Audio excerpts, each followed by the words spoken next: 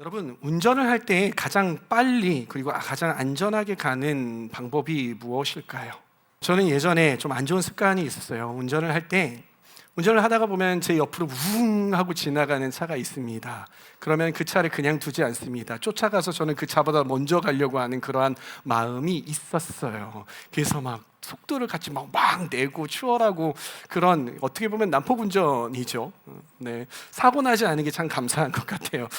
그런 마음도 있었고요. 그리고 운전을 하다가 보면 제 앞에서 꾸물거리고 안 가는 차를 보면은 그 뒤에 그냥 바짝 붙어가지고 상향등을 켜고 하는 그러한 또 난폭운전을 하는 그러한 사람이었던 것 같아요. 그런데 제가 결혼을 하고 아내와 함께 차를 타고 또 저의 사랑하는 두 아들들과 함께 차를 타는데, 그렇게 운전을 하는 것이 얼마나 멍청한 짓이고 얼마나 비효율적인 일인지 깨닫게 되었습니다.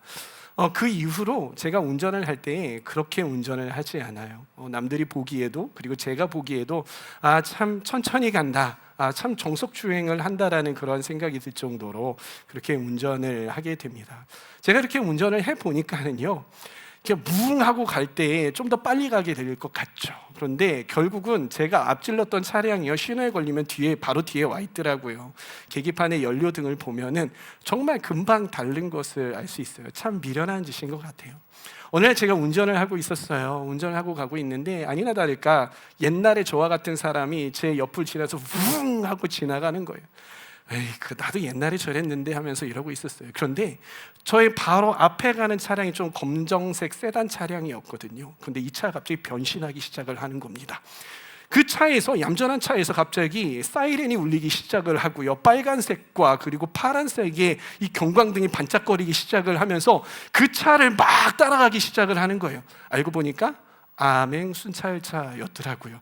그 차는 결국 저 옆에 길가에다가 세워놓고 앞에 가다 보니까, 뒤에 가다 보니까 그 차가 서 있고, 또 이 경찰이 그 사람에게 딱지 주는 모습을 볼 수가 있었던 것이죠. 빨리 가려고 했지만 오히려 저보다 목적지에 늦게 도착했었을 것이고요. 그리고 게다가 벌금과 그리고 벌점까지 받아야 하는 그러한 아주 우둔한 짓을 했던 것이죠. 여러분, 다시 한번 여러분들에게 질문하길 원합니다. 목적지까지 가는 가장 빠르고 안전한 길이 무엇일까? 운전을 할 때에는요, 먼저 빨리 가고 싶으면은요, 미리 준비해야 되는 거예요. 내가 언제까지 가고자 하면 그보다 좀 더 먼저 출발을 해야죠. 그리고 운전을 할 때 안전하게 정속 주행을 하면서 가는 것이 가장 빠르고 안전하게 가는 가장 확실한 방법인 것 같습니다. 우리의 신앙생활도 마찬가지 아닐까? 믿음의 길, 신앙생활을 할 때 벼락치기 하려고 하는 사람들이 종종 있는 것 같습니다. 특히 마지막 때라고 해서 평소에 하지 않던 것들을 막 벼락치기 하면서 뭔가 막판 스퍼트를 하려고 하는 사람들이 있는 것 같아요. 평소에 준비하면서 깨어 살아가는 것이 우리의 신앙생활에 있어서도 가장 안전한 길이고 가장 빨리 가는 길이 아닐까, 가장 잘 성장할 수 있는 길이 아닐까, 우리가 그렇게 한번 생각을 해보았으면 좋겠습니다. 잠들어 있는 사람에 대해서 좀 나누기를 원하는데, 잠들어 있는 사람은요, 결코 자기가 잠자고 있는 것을 잘 모릅니다. 여러분, 한번 잠잤을 때 한번 생각을 해보세요. 잠자는데 꿈을 꾸고 있잖아요. 여러분들이 잠자고 꿈을 꿀 때에 여러분들이 꿈을 꾸고 있다, 내가 잠자고 있다라는 것을 네, 잠자고 있다라는 것을 여러분들이 아나요? 인식을 하고 있나요? 아니요, 내가 잠자고 있는지 잘 몰라요. 그런데 저렇게 와장창 하는 소리가 들리면서 이게 꿈인 것 같다라는 그 순간이 딱 들면은 어떻게 됩니까? 그때 꿈에서 딱 깨어나게 되는 것이죠. 우리가 어떻게 하면은 깨어있는 삶을 살 수 있을까? 정말 우리는 깨어있는 삶을 살고 있는 것일까를 좀 점검해 보아야 하겠죠. 그래서 제가 체크리스트를 하나 준비를 해봤습니다. 다음 PPT 한번 넘겨볼까요? 한번 여러분들이 이 체크리스트를 보면서 나는 정말 깨어있는 사람일까를 점검해 보셨으면 좋겠어요. 한번 하나씩 읽어볼까요? 하루를 말씀과 기도 없이 보낸 적이 있습니까? 어떠십니까? 자, 두 번째, 중요한 선택에서 하나님의 뜻보다 내 기분을 우선한 적이 있습니까? 그리고 세 번째, 죄를 알면서도 회개하지 않고 넘어간 적이 있습니까? 그리고 예배보다 다른 일정이나 즐거움을 더 우선한 적이 있습니까? 혹은 다른 일정 때문에 셀 모임이나 이런 것들을 회피하고 도망간 적 있습니까?도 가로에서 넣었으면 좋겠고요. 그리고 마지막 굉장히 중요한 것 같아요. 주님이 오늘 오실 수 있다는 생각 없이 하루를 산 적 있으십니까? 여러분들은 몇 개나 이러한 질문에 해당이 되십니까? 2개입니까? 3개입니까? 사실 이런 모습은요, 특별히 나쁜 모습 아니잖아요. 우리의 일상 가운데에서 늘 마주치는 그러한 일들이겠죠. 그런데 이러한 일들이 그냥 우리가 생각 없이 넘겨버릴 때가 너무나도 많다라는 거죠. 그렇기 때문에 우리의 삶을 점검해 볼 수 있는 그런 기회가 필요한 것이죠. 여러분, 그렇다면 영적으로 잠들었다라는 것이 무슨 표현일까요? 영적으로 잠들었다. 내가 영적인 눈을 감고 있다라는 게 무슨 뜻일까요? 정말 이 예배 시간에 누군가가, 지금은 없지만 누군가가 졸려서 눈을 감고 있고 말씀 시간에 자고 있으면 그게 영적으로 잠든 것일까요? 여러분, 오늘 말씀에 의하면은요, 영적으로 잠들었다라는 것의 정의를 어떻게 내릴 수 있냐면은요, 영적으로 잠들었다라는 것은 하나님께서 나에게 맡기신 일, 나에게 맡기신 사명, 나에게 맡기신 어떠한 계획들, 그러한 것들에 대해서 관심이 없는 상태, 그것에 대해서 집중되지 않은 상태를 보고 영적으로 잠들었다라고 할 수 있는 것이, 그렇게 되면 어떻게 되겠습니까? 당연히 내가 하나님께서 나에게 맡기신 사명과 하나님께서 나에게 맡기신 일들, 뜻들에 대해서 관심이 없으니까 관심이 누구에게 가겠습니까? 바로 나 자신에게 꽂히겠죠. 그러면 이 세상을 살아갈 때에 누구 중심적으로 살게 됩니까? 나 중심적으로. 내가 어떻게 하면 돈을 많이 벌까? 내가 어떻게 하면 유명해질까? 내가 어떻게 하면 집을 잘 살 수 있을까? 내가 어떻게 하면 차를 살 수 있을까? 내가 어떻게 하면 연애 한번 잘해가지고 결혼 잘할 수 있을까? 내가 어떻게 하면 취직 잘하지? 그런데 관심이 쏟아지는 거죠. 이런 것들이 나쁘다는 것이 아니에요. 그런데 삶의 중심 가운데, 내 중심 가운데 무엇이 자리 잡고 있는가? 무엇을 기준으로 내 삶의 결정들을 하고 있는가를 봤을 때에 잠들어 있는 사람은, 영적으로 잠들어 있는 사람은 하나님의 뜻이 아니라 바로 나의 뜻, 나의 욕구, 내가 원하는 바가 중심이다라는 것이죠. 조금 전 체크리스트에서 2가지 이상에 해당된다고 느끼셨다면요, 여러분들은 아마도 영적으로 잠들어 있는 사람일 가능성이 많다고 합니다. 근데 너무 절망하지 마시기를 바랍니다. 오늘 말씀은 우리를 정죄하기 위함이 아니라, 우리가 네 삶은 끝났어 이러한 것들이 아니라, 예수님 다시 오셨습니까? 아니요, 다시 오지 않았죠. 우리가 졸려고 해, 운전할 때에도, 차량 운전할 때에도 졸음이 오잖아요. 그리고 하품 나잖아요. 하품 오는 것 같은 그러한 상태인 거죠. 그러니까 이러면 안 돼, 깨어야 돼 하면서 차를 갓길에다 잠깐 받쳐놓고 스트레칭 좀 하고 자, 우리 다시 한번 운전할 수 있는 그러한 몸과 마음 상태로 만들듯이, 이러한 체크리스트가 우리에게 그러한 시간들을 마련해 줄 수 있다라는 것이죠. 그러니까 너무 낙심하지 마시기를 바랍니다. 예수님께서 오늘 말씀에 말씀하시죠. 뭐라고 말씀하십니까? 깨어 있으라. 이 말은 밤새도록 눈을 뜨고 있으라는 이야기가 아닙니다. 우리가 기도할 때 매일마다 방언으로 기도하면서, 매일마다 우리의 입술로 고백하면서 잠자는 시간까지도, 모든 시간까지 막 그렇게 기도하고 있으라는 이야기가 아닌 것이죠. 우리의 삶 속에서 우리의 마음의 중심이 하나님께서 우리에게 맡기신 일들을 기억하고 그 일들을 하기 위해서 나아가는 삶을 살라라는 것이 이 깨어있으라는 말인 것이죠. 오늘 이 시간을 통해서 혹시 잠들어 있었다면 다시 깨어나는 은혜가 있기를 소망합니다. 아멘.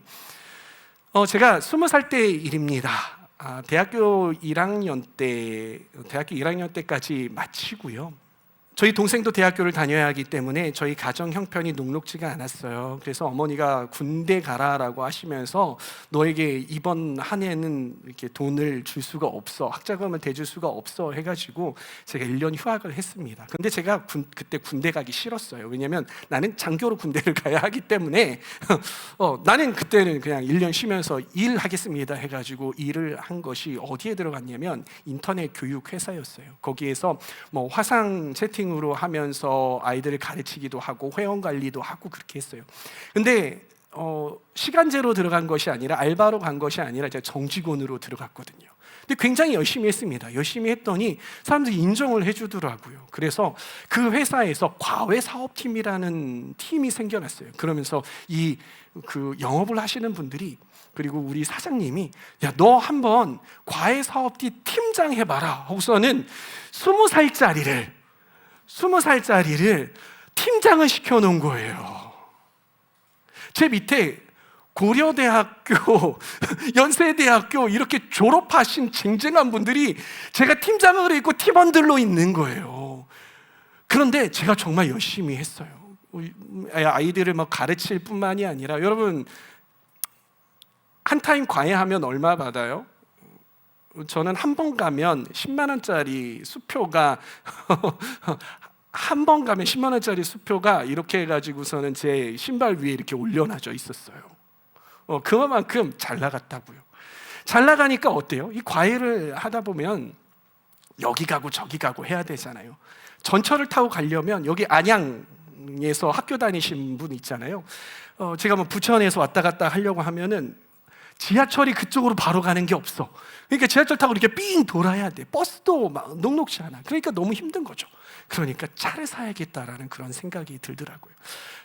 그 당시 저희 가정이 가정 형편이 어려웠어요. 그런데 어려운데도 불구하고 제가 제 어머니를 조르기 시작을 했습니다. 이래 해서 제가 차를 사야 되겠습니다. 제가 돈을 벌고 하니까 기름비 유지비를 낼 테니까 차를 사기 위해서 돈 좀 보태주세요 해가지고 없는 돈 없는 형편의 자동차를 샀습니다. 하얀색 누비라라는 차량을 타가지고 썬루프에다가 오디오도 싸제, 막 휠도 막 싸제 휠.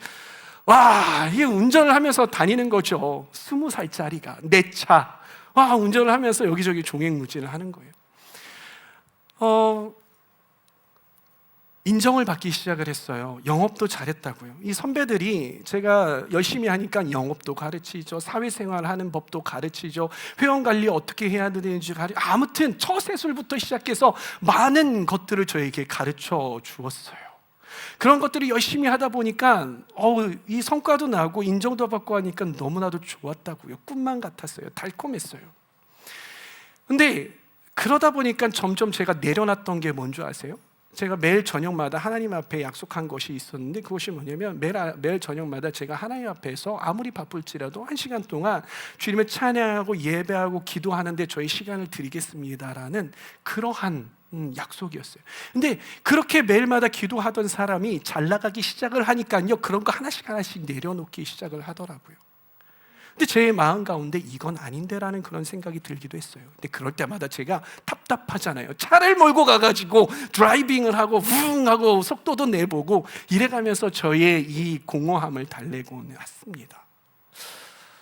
그러던 어느 날이었어요. 저희 담임 목사님께서 그런 저를 보시더니 부르시는 거예요. 부르시면서 하시는 말씀이 뭐냐면, 경호야, 너 돈에 미친 것 같아.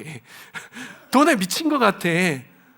너 좀 그거 그만했으면 좋겠어. 너의 부르심이 무엇인지 기억했으면 좋겠어. 제가 중학교 2학년 때 하나님께서 저를 부르셨거든요. 그 이후로 장래의 희망이 목사인 것이 한 번도 바뀌어본 적이 없다고요.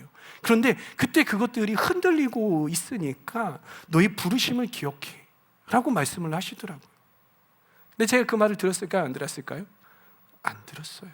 안 들었다고요. 그래도 제가 누리고 있는 것 이거 포기하고 싶지 않았어요. 그러던 어느 날이었습니다. 교회에다가 한여름이었어요. 교회에다가 차를 딱 세워놓고 찬양인도 하고 열심히 섬기고 난 다음에, 토요일이었거든요. 한 다음에 딱 나와 있는데 제 차가 뒷유리가 완전히 하얗게 쫙 하고 금이가 있는 거예요. 먼지가 많이 묻어 있어가지고 뭐 하나 떨어진 줄 알았어요. 눈을 씻고 쳐다봐도 어디 부딪혀가지고 깨지거나 이런 거 없었어요. 그래서 저희 사찰 집사님이 밖에서 일을 하고 계셨는데, 집사님 이거 혹시 왜 부서졌는지 아세요? 이거 부서졌어? 아니 누구도 여기 오지 않았어 라고 말씀을 하시는 거예요.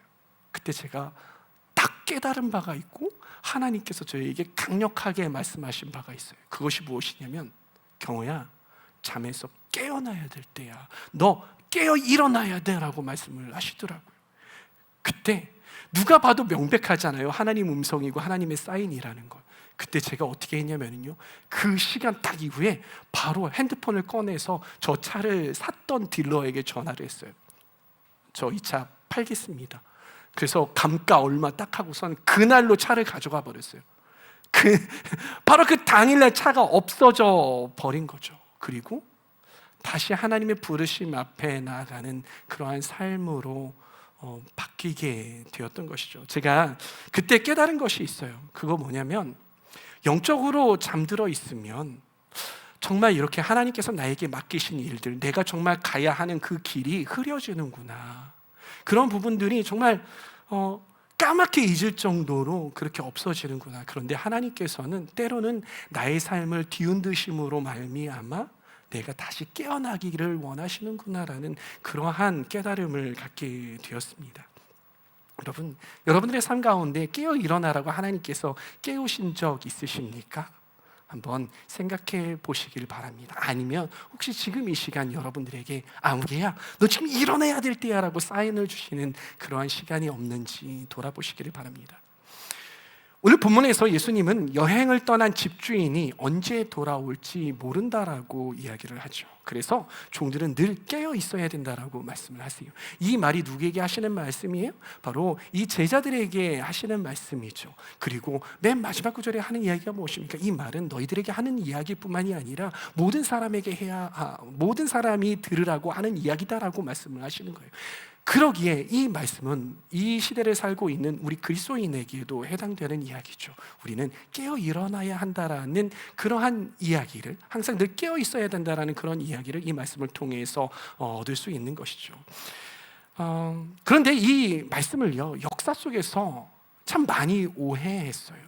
그렇기 때문에 오해했기 때문에 어떤 일들이 일어나냐면요, 극단적인 일들로, 극단주의적으로 이 마지막 때에 대해서 바라보고 극단주의적으로 반응하기 시작을 해요. 어떤 경우가 있었습니까? 하나님께서는 이때 오실 거예요, 예수님께서 이때 오실 거예요 해가지고 몇 날 몇 시 이러한 시간들을 막 정하고 그때를 준비한다고 막 러시하기 시작을 합니다. 자기가 가지고 있던 것들 아무 이유 없이 그때가 왔으니까 다 팔아야 돼, 그리고 어느 나라를 가야 돼 막 하면서 이러기 시작을 했다고요.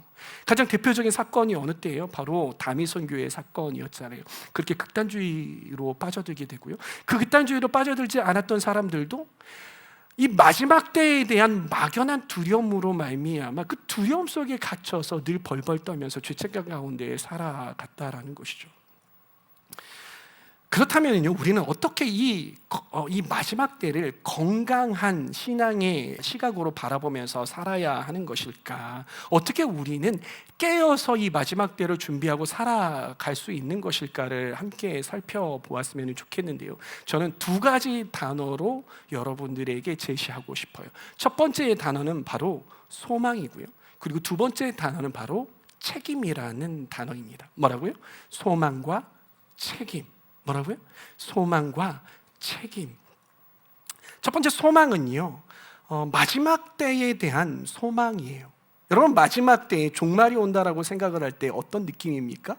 무섭죠, 두렵죠. 다 끝나는 거야. 내 인생도, 여기 있는 지구도 자연도 모두 다 끝나버릴 거야. 다 끝났어 라고 생각을 하죠. 왜 우리가 마지막 때가 두렵습니까? 그것은 심판이 기다리고 있기 때문인 것이에요. 그런데 우리가 가만히 생각을 해보면 이 심판이라는 단어가 그렇게 부정적인 단어입니까? 심판이라는 단어가 그렇게 부정적인 단어예요? 그렇지 않다라는 거죠. 우리가 축구 경기를 해요. 축구 경기를 할 때 심판이 있어요. 심판이 무서운 존재고 두려운 존재입니까? 맞아요. 그렇죠. 무섭고 두려운 존재예요. 어떤 사람에게요? 축구를 할 때 막 옆에 있는 사람 꼬집고 막 잡고 밀고 심판 안 볼 때 막 까고 막 이런 사람에게는 심판은 두려운 존재인 거죠. 페어플레이 하지 않는 사람에게는 무서운 존재죠. 두려운 존재죠. 그러나 페어플레이 하면서 나아가는 사람, 경기 규칙을 잘 지키는 사람에게는 결코 무서운 존재가 아니라 나 자신, 나를 도와주는 사람, 그리고 내가 승리할 수 있도록 공정하게 해주는 그런 아주 귀중한 사람인 것이죠. 마찬가지로요, 예수님을 믿지 않고 예수님의 말씀에 대해서, 하나님의 말씀에 대해서 관심 없이 내 마음대로 살아가는 사람에게는 마지막 때는 두려운 때인 것이죠. 그러나 예수 그리스도를 믿고 또 그 말씀을 내 삶 가운데 살아내려고 몸부림치는 사람에게는 이 마지막 때는요, 소망의 때라는 것입니다. 요한계시록 21장 4절 말씀을 함께 읽어보도록 하겠습니다. 우리 자매들만 읽어볼까요? 자매들만 시작. 여러분들에게 질문 하나 하겠습니다. 이 마지막 때의 종말의 때에 누구 손에 있습니까? 누구 손에 있습니까? 사탄의 손에 있습니까? 아니라고요. 하나님 손에 있다고요. 이 종말의 때가 하나님 손에 있는데 왜 우리는 두려워해야 할까요? 하나님께서 하나님의 가장 선하시고 아름다운 때로 그 마지막 때를 만들어 주실 것인데 왜 우리가 그것에 대해서 두려워하고 무서워하고 떨고 있느냐라는 거예요. 마지막 때가 하나님 손에 있기 때문에 그 마지막 때를 맞이하고 있는 신부인 우리들은요, 그 마지막 때가 희망과 소망의 때예요. 이 땅 가운데 살아갈 동안에 많은 어려움과 아픔과 슬픔과 고통들이 있잖아요. 오늘 말씀에 의하면 그 때가 끝나는 거예요. 그 때가 변화해서 기쁨의 때, 소망의 때, 너무 희망의 때, 그러한 때로 변화될 것이라는 것이죠. 저는 저와 여러분들이 시기가 어려울수록 이 마지막 때가 하나님 손에 있다라는 그러한 안도감을 가짐으로 말미암아 기뻐하고 즐거워하고 소망을 갖고 이 마지막 때를 살아가는 저와 여러분들이 다 되시기를 바랍니다. 두 번째는요, 일상에 대한 책임입니다. 어떤 책임이요? 일상에 대한 책임이라는 거예요. 제가 군대에 있었을 때였어요. 군대에 가보신 형제들이 계시다면, 야, 오늘 참 그렇네. 군대 얘기 나오지, 축구 얘기 나오지, 이런 형제들만 좋아하고 자매들은 또 저 얘기하는 그러한 예화이기도 한데, 여튼 군대에 가면 사단장님이 오신답니다라고 하면 어때요? 이 상황부에서 사단장님이 부실 순찰하십니다라고 하면은요, 부대가 난리 나는 거예요. 평소에 안 하던 부대 관리하기 시작을 하고요, 평소에 안 하던 잡초 뽑기 하고요, 아주 부대가 그날은 일상 업무를 안 하고 막 그동안에 밀렸던 일들을 막 하는 거예요. 그런데요, 저희 부대는 좀 달랐어요.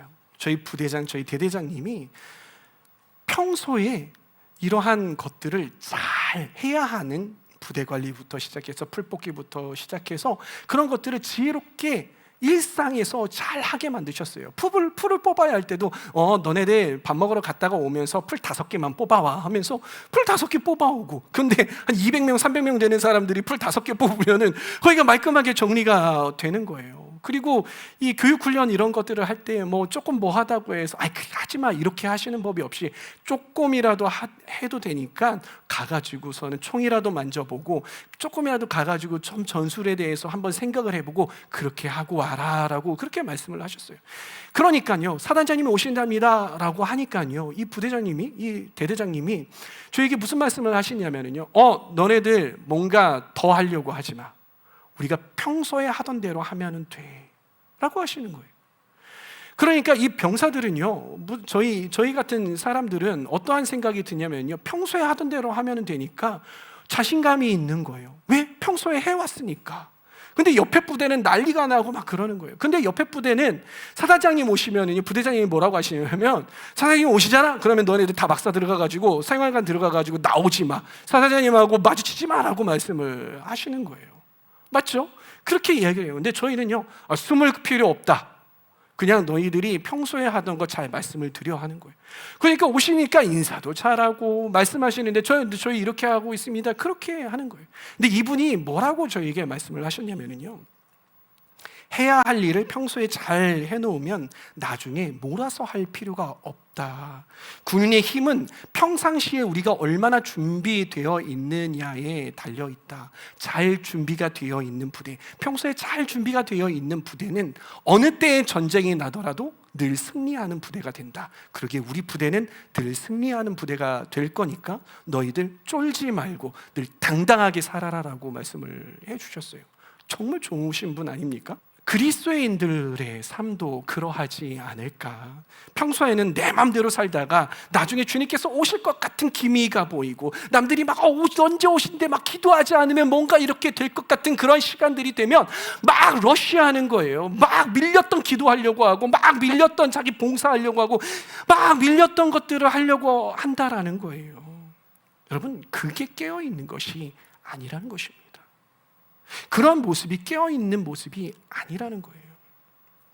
예수님께서는 말씀하세요. 마가복음 13장 35절, 그러므로 깨어있어라. 집주인이 언제 올는지, 저녁녘일지 한밤중일지 닭이 울 무렵일지 이른 아침녘일지 너희가 알지 못하기 때문이다. 여러분, 이 말씀이 무슨 뜻이에요? 주님께서 오시는 날은요, 이 저녁 시간대와 같이 사람들은 밖에 낮에 나가 있다가 저녁 시간대에 오니까 저녁에 올 거야 해가지고서는 그때 오시는 것이 아니라, 주님께서 오시는 날은 저녁에도 그렇고 한밤중에도 그렇고 새벽에도 그렇고 언제 오실지 모르니까 너희들은 그 일상 모든 영역에서 깨어있어라 라는 거예요. 저녁에만 깨어있으라는 이야기가 아니라 너희의 모든 일상에서 깨어있어라 라는 그러한 말씀인 것이죠. 그 시간에 일상에서 너희가 준비되어야 된다는 거예요. 그렇기 때문에요, 매일의 시간을 하나님께서 우리에게 맡기신 기회로 삼아야 하는 것이고요, 그 시간을 하나님께서 우리에게 맡기셨기 때문에 책임감 있게 해야 하는 그러한 시간으로 우리가 준비되어야 한다는 거예요. 여러분, 예수님께서 어떠한 시간에 오실까요? 예수님께서 어떤 특정한 아주 특별한 날에 오실까요? 아니라고요. 예수님께서는 아주 평범한 일상에 평범한 날에 오실 거예요. 여러분, 이 말이 뜻하는 바가 무엇입니까? 그것은요, 우리가 살아가는 이 평범한 일상이 그냥 진부하고 지루하고 아무런 가치가 없는 그런 시간이 아니라 하나님께서 언제든 오실 수 있는 특별한 시간이라는 거예요. 우리의 일상은 그러기에 굉장히 특별한 날입니다. 그렇다면 이 말은 무엇이냐면, 우리의 일상이요, 특별한 날로 바뀌어야 한다라는 이야기인 것이죠. 우리가 마지막 때를 생각할 때에 두려운 이유는요, 아마 이 일상을 우리가 앞서 이야기했던 것처럼 소망을 가지고 잘 살지 못하고 책임을 가지고 잘 살지 못하기 때문에, 이 일상이 제대로 견고하게 서 있지 못하기 때문에 두려운 것이죠. 평소에 하나님이 맡기신 일을 기억하는 저와 여러분들 되기를 바랍니다. 그래서 그 시간에 우리에게 맡겨진 일들을 충실하게 감당하며 살아갈 수 있는 저와 여러분들 되기를 바랍니다. 근데 그 시간에 주님께서 그렇게 한다면, 그 시간에 주님께서 우리에게 오신다면 너무나도 행복한 시간 아니겠습니까? 서프라이즈 하면서 주님께서 오실 때에도 우리가 깨어서 주님께서 맡기신 일들을 하고 있다면, 아이고 깜짝이야, 주님 오셨어요. 너 근데 뭐 하냐? 네, 주님께서 행하시라고 한 일 있잖아요. 이거 하고 저거 하고 있어요. 야, 너 진짜 잘한다. 너 진짜 멋있다 하면서 안아주시고, 야, 내가 너 정말 너무 잘하고 있어서, 너무 이렇게 잘하고 있어서 내가 너 상 주고 싶어 하면서, 주님 오셨어요. 너무 감사해요. 이럴 수 있는 그런 시간이 되지 않을까. 저는 마지막 때가 그런 일상이 되었으면 좋겠습니다. 그런 아름다운 때가 되었으면 좋겠습니다. 그러한 아름다운 때가 되기 위하여서 여러분 깨어 있으십시오. 아름다운 때가 되기 위하여서 그 마지막 때 하나님 손에 있다고 생각하고 믿고, 그리고 기뻐함으로 또 소망함으로 기다릴 수 있는 저와 여러분들 되시기를 바라고요. 그 시간을 주님께서 맡겨진 일들에 대해서 책임감 있게 잘 영위해 나갈 수 있는 저와 여러분들 다 되시기를 바랍니다. 마지막으로 말씀 한 구절 읽고 우리 함께 찬양하고 기도합시다. 마가복음 13장 37절 말씀 함께 읽습니다. 내가 너희에게 하는 말은 모든 사람에게 하는 말이다. 깨어 있어라. 깨어 있어라. 아멘.